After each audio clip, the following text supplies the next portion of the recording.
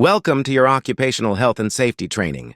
As a job coach, you work in a wide variety of settings: restaurants, warehouses, retail stores, offices, factories. Each workplace has its own safety considerations, and you need to understand how to keep yourself and the people you support safe. Safety is not optional. It's a core part of your job. By the end of this video, you'll understand your role in maintaining a safe work environment and know exactly what to do when incidents occur. Let's start with your responsibilities. Your safety responsibilities as a job coach. You have specific safety responsibilities. These aren't suggestions, they're requirements. First aid and CPR certification. All employees who provide services in the field must maintain current first aid and cardiopulmonary resuscitation (CPR) certifications. This is non-negotiable. You cannot provide direct services without these certifications. Requirements.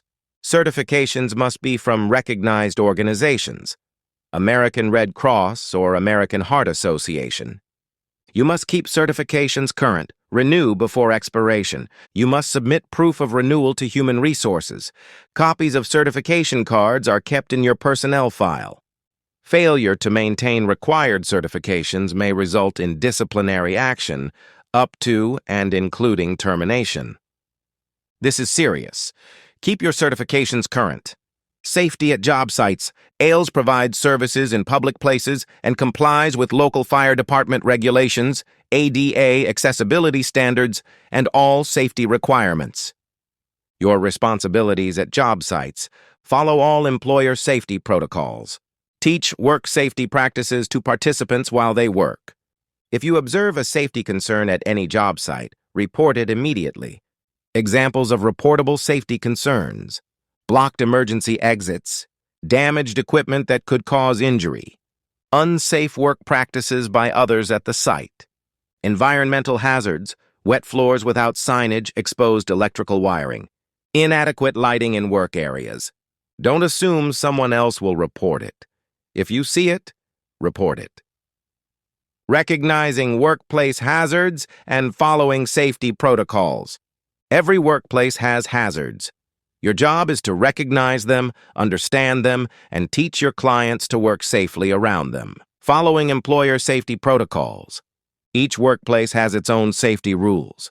When you start supporting someone at a new job site, step 1, ask the employer about their safety protocols. Emergency evacuation procedures. Location of first aid supplies, location of fire extinguishers. Who to contact in an emergency. Required safety equipment or clothing. Prohibited practices. Step 2. Review the protocols with your client. Don't assume they'll learn it from the employer orientation. Go through it with them specifically. Step 3. Observe and reinforce. Watch for unsafe practices and correct them immediately.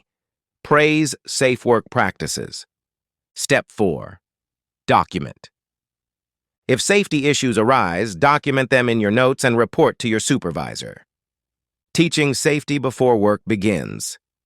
Before a client starts working, especially during a work evaluation, you must teach them safety procedures related to their specific tasks. This happens before they start work, not after an incident occurs. Pre-work safety training. AILS policy requires that participants in work evaluations are taught safety procedures in the following areas, but not limited to: safety with sharp objects, how to handle knives, cutters, or other sharp tools, proper storage and handling, what to do if they cut themselves, lifting safety, proper body mechanics, when to ask for help, using equipment available, fall hazards, recognizing slip-trip hazards, proper footwear, using ladders or step stools safely, liquids and chemicals, which chemicals they'll use, how to use them safely, what to do if chemical gets on skin or in eyes. Job-specific safety training. Every job is different. A client working in a restaurant kitchen faces different hazards than someone working in retail or an office. Tailor your safety training to the actual work environment. Example: restaurant prep cook. Before they start, teach knife safety and cutting techniques. Hot surface awareness, ovens, stovetops, fryers, proper lifting of supply boxes. wet floor protocols, proper disposal of kitchen waste. Example, warehouse stocker. Before they start, teach box cutter safety, lifting techniques for boxes, awareness of forklifts and other equipment, staying in designated pedestrian areas, proper use of hand trucks and carts. Example, office administrative assistant. Before they start, teach ergonomic workstation setup, proper lifting of file boxes, electrical safety, don't overload outlets, emergency exit locations, fire alarm procedures, document the training. Keep a record that you provided safety training before the person started work. This protects both you and your client. Emergency response and incident reporting. Despite all precautions, emergencies and incidents can happen. You need to know exactly what to do. Medical emergencies. If a client or anyone at the job site experiences a medical emergency, Step 1. Ensure safety. Make sure the scene is safe for you to approach. Don't put yourself in danger. Step 2. Call 911 immediately. Don't wait. Don't call your supervisor first. Call 911. Provide location, nature of the emergency, condition of the person, any relevant medical information you know. Step 3. Provide first aid if trained and safe to do so. This is why you have first aid CPR certification. Use your training. Step 4. Notify emergency contacts. Contact the participant's emergency contact as soon as possible. Step 5. Notify your supervisor. Let your supervisor know what happened. Step 6. Stay with the person. Don't leave them alone unless you must do so to get help. Incident reporting. An incident report must be completed when an accident occurs with a client or an employee. When to complete an incident report, any injury, no matter how minor, any near miss that could have caused injury, any property damage, any safety violation you observe, any situation that threatens someone's well-being. How to complete an incident report. The job coach/employment specialist must write a detailed account of what happened. Include date, time, location. Describe what led to the incident, antecedent. Describe what happened, the incident itself. Describe what happened after, consequence and response. Note who was present. Note any injuries or damage. Submit to supervisor immediately. Where to find the form? Fillable incident report forms are in each participant's billing documentation sheet. Timeline. Submit the incident report to your supervisor as soon as possible, but no later than the end of the workday when the incident occurred. Why incident reporting matters. It creates a record for workers' compensation or insurance if needed. It helps identify patterns or recurring safety issues. It protects you legally by documenting what happened. It ensures proper follow-up occurs. It's required by ALES policy and regulatory standards.